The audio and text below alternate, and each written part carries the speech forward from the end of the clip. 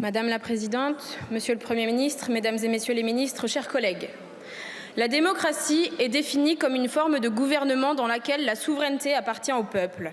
Un peuple qui s'est déplacé en nombre pour élire ses représentants il y a bientôt un an. Bientôt un an que le résultat des urnes est bafoué par le président de la République. En faisant alliance une fois de plus avec l'extrême droite sur l'un des textes les plus rétrogrades pour notre environnement, vous méprisez les électeurs qui ont voté pour vous pour faire barrage au Rassemblement national. Vous consacrez la République des lobbies aux dépens de la République du peuple. Vous n'avez que faire du résultat des urnes, reflet de la volonté du peuple souverain. Pour vous, toutes les manœuvres sont bonnes à prendre pour se passer du vote de l'Assemblée. D'abord, les 49.3 à répétition. Ensuite, dans le cadre de l'examen de la loi du plomb, une loi pesticides, une loi agrobusiness, vous allez encore plus loin avec un 49.3 déguisé.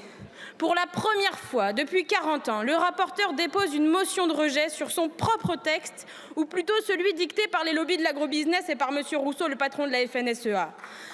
Nos concitoyens et concitoyennes doivent comprendre que cette manœuvre ne sert qu'à contourner le débat et le vote des députés. Le texte issu du Sénat, dont la version dérange même dans vos rangs, chers collègues macronistes, sera alors l'unique texte soumis à la commission mixte paritaire, 7 députés, 7 sénateurs, loin d'être choisis au hasard, qui décideront à huis clos de la mouture d'un texte dangereux pour la santé et la biodiversité. Comme nous sommes privés de notre droit parlementaire de débattre de ce texte, de son impact pour la santé et pour notre planète, face à un gouvernement qui nous mène droit à la catastrophe, nous déposons cette motion de censure. Vous tentez de vous justifier en dénonçant une prétendue obstruction et en arguant de l'urgence dans laquelle serait la profession agricole. Votre argument de l'obstruction ne tient pas. L'équivalent de 12 amendements par député insoumis, ce n'est en rien supérieur à ceux sur le projet de loi simplification ou sur la fin de vie. Nous avons proposé de retirer des amendements, nous avons proposé un temps législatif programmé en conférence des présidents, vous avez refusé. Je pensais que l'urgence, c'était de protéger la planète. Je pensais que l'urgence, c'était de garantir des prix et un revenu rémunérateur aux paysannes et aux paysans. Là-dessus, rien n'a changé, aucune urgence, vous vous moquez du monde. Chers collègues, voulez-vous débattre de ce texte? Nous sommes en droit de nous interroger. En vérité, vous avez peur. Peur que l'Assemblée, sous pression populaire, ne vote pas comme le souhaite le gouvernement au service des puissants. Peur que le débat public expose aux yeux de toutes et tous l'arnaque de ce texte. Peur que les amendements retenus en commission, votés par certains dans vos rangs, puissent être retenus dans la loi. Voyez, chers collègues macronistes, la haute opinion qu'ont vos ministres de votre avis. Loin de lever les contraintes au métier d'agriculteur, ce texte lève avant tout les contraintes de l'agrobusiness et de l'agrochimie.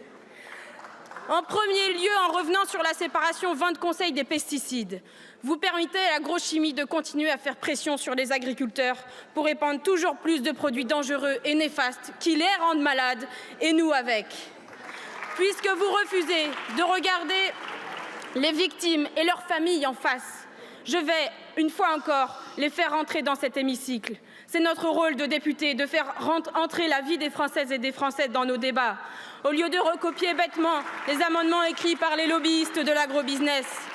Alors souvenez-vous de Christian Jouot, agriculteur décédé en avril dernier, après s'être battu contre une leucémie, un lymphome et un cancer de la prostate, toutes des maladies reconnues liées aux pesticides. Sous couvert de sauver les filières, vous souhaitez réintroduire un néonicotinoïde, l'acétamipride, un produit dangereux pour l'environnement et la santé de nos concitoyens. Mais quelles sont les conséquences de cet acte?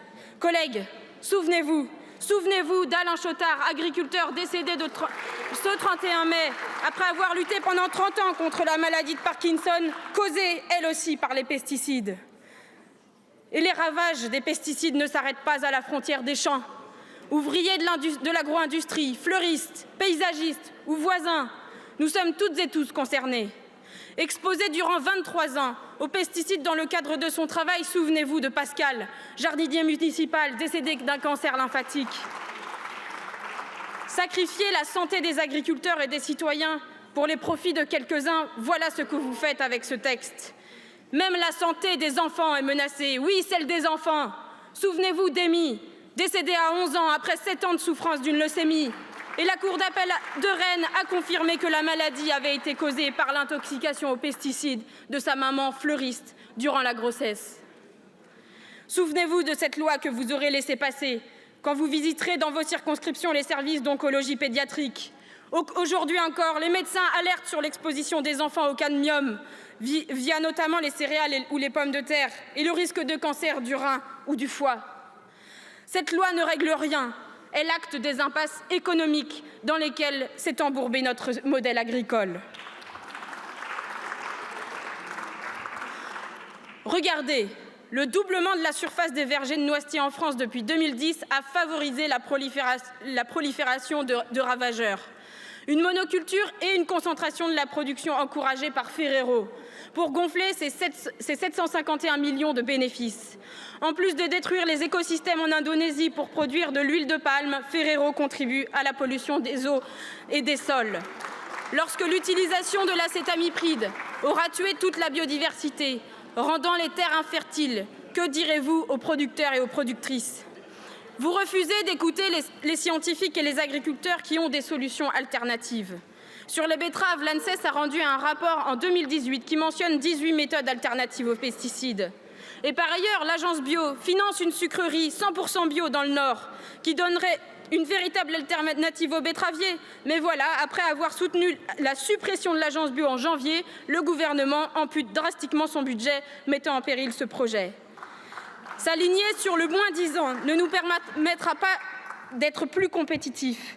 Cela ne fera qu'appauvrir les agriculteurs et tous les travailleurs des industries agroalimentaires. Après les normes environnementales, alignerez-vous aussi la rémunération des agriculteurs sur les autres pays? L'avenir de l'agriculteur français, c'est le salaire des pays de l'Est. Pensez-vous vraiment que rehausser les seuils des élevages ICPE permettra aux éleveurs porcins de concurrencer la Chine et ses 650 000 cochons élevés dans un immeuble de béton de 26 étages? Quand vous parlez de la concurrence mondiale, faites preuve d'honnêteté. Vous dites que nos concurrents produisent plus, moins cher. Mais dans quelles conditions? Enviez-vous à ce point les fermes géantes américaines, les champs d'OGM à perte de vue, les salariés agricoles américains bien souvent immigrés et sous-payés? Assez de cette course au profit qui ne sert que quelques-uns, assez de cette course, de cette concurrence déloyale, assez de laisser ceux d'en haut dicter la loi. Mettons en place des prix rémunérateurs garantis afin de garantir un revenu à la hauteur du travail des agriculteurs et des agricultrices. Mettons en place un protectionnisme solidaire pour protéger les agriculteurs français de la concurrence déloyale des produits importés, cultivés avec des normes sociales et environnementales moins-disantes. L'agro-industrie et la grande distribution poussent les prix agricoles vers le bas, tout en augmentant leurs profits et les dividendes de leurs actionnaires. Alors encadrons les marges. Favorisons l'agriculture biologique, la polyculture élevage, qui produisent tout autant, sans abîmer les terres ou la santé humaine. Vous vous positionnez en défenseur de l'agriculture française. Vous ne faites que défendre un système qui conduit à sa disparition. Résultat, nous ne sommes plus en capacité de garantir notre souveraineté alimentaire. Mais à quoi bon en débattre dans cet hémicycle, chers collègues? Débattre d'une loi qui menace notre santé et l'environnement, très peu pour vous. La semaine dernière, c'était la loi du plomb et les appels de la ministre à cibler les élus de gauche. Pourquoi? Pour les menacer? Lundi, la minorité présidentielle a voté pour le rejet de leur texte sur la 69. Vous avez encore une fois détourné la motion de rejet. Cela rend ce texte illégitime. Retirez-le. Mardi, le gouvernement annonce la suspension de MaPrimeRénov', toujours sans débat budgétaire, au mépris de centaines de milliers de ménages modestes. Il faut croire qu'à force de fréquenter l'extrême droite, vous finissez par en adopter les traits. Qui d'autre que l'extrême droite, dans l'histoire française, se permet de nier le résultat des urnes et de museler l'Assemblée nationale? Chers collègues du centre et de droite, vous pouvez refuser d'être le marchepied aux méthodes de l'extrême droite, d'être la bouée de sauvetage d'un macronisme aux abois, empêtré dans les affaires Nestlé ou Betaram. Irrespect du résultat des élections, 49-3, magouille parlementaire, autant d'actes qui affaiblissent la démocratie. Chers collègues, nos concitoyens et concitoyennes s'en souviendront, comme ils se rappellent de la victoire bafouée du non en 2005. C'était il y a 20 ans. Décidément, vous n'avez rien appris. Alors, face à vos méthodes antisociales et antidémocratiques qui alimentent toujours plus les crises économiques, environnementales, sociales et politiques, nous vous censurerons. Je vous remercie, Madame la députée.